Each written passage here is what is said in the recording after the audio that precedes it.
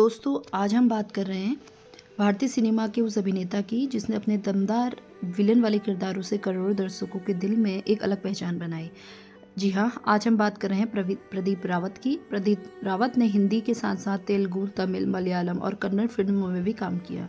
TV में मशहूर धारावाहिक महाभारत में उन्होंने अश्वत्थामा का किरदार निभाया, जिसे आज भी लोग याद करते हैं। इसके बाद सरफरोश, लगान, गजनी, रेडी बादशाह जैसी फिल्मों में उनके दमदार अभिनय ने उन्हें भारतीय सिनेमा का सबसे यादगार विलन में शामिल कर दिया। लेकिन पर्दे पर खौफ पैदा करने वाला अभिनेता अपनी असल ज़िंदगी में बेहद सरल और परिवार से प्यार करने वाला इंसान था।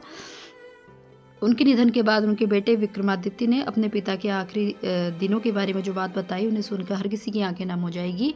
उन्होंने बताया कि करीब 1.5 महीने पहले तक सब कुछ बिल्कुल सामान्य था।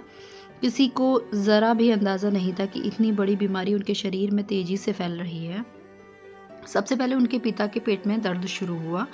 परिवार को लगा शायद कोई सामान्य इन्फेक्शन होगा। जब डॉक्टर ने ब्लड टेस्ट कराया तो रिपोर्ट में वाइट ब्लड सेल्स की संख्या बहुत कम निकली। डॉक्टर ने तुरंत उन्हें मुंबई कोकिलाबेन अस्पताल जाने की सलाह दी। वहाँ जांच के बाद पता चला कि उन्हें ब्लड कैंसर है और बहुत आक्रामक रूप का है, जो बहुत तेज़ी से फैल रहा है। तो उसके लिए बहुत सारा दिया मेडिसिन। बेटे ने बताया कि इलाज के दौरान एक रिपोर्ट में थोड़ी सी उम्मीद दिखी।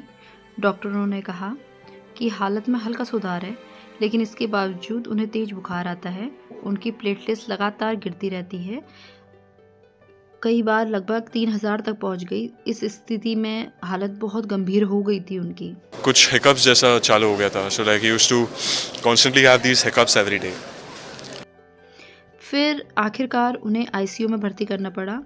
विक्रमादित्य ने बताया कि वे बाहर खड़े होकर कांच के पार अपने पिता को देख रहे थे। अंदर डॉक्टर उन्हें बचाने के लिए सीपीआर दे रहे थे। उसी पल मुझे एहसास हुआ, वो बोलते कि शायद उनके पिता वापस लौट नहीं पाएंगे। साथ में उनकी मम्मी थी जो बहुत रो रही थी। अपने पिता को याद करते हुए उन्होंने बताया कि वो दुनिया के सबसे अच्छे पिता थे।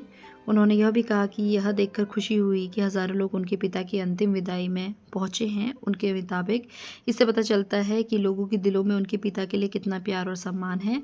अंत में उन्होंने भावुक होकर सिर्फ एक ही बात कही कि मैं दुआ करता हूँ मेरे पापा जहाँ भी हों एक बेहतर जगह पे हों। एक महान कलाकार चला गया, लेकिन उसके निभाए किरदार और उसकी यादें हमेशा जीवित रहेंगी।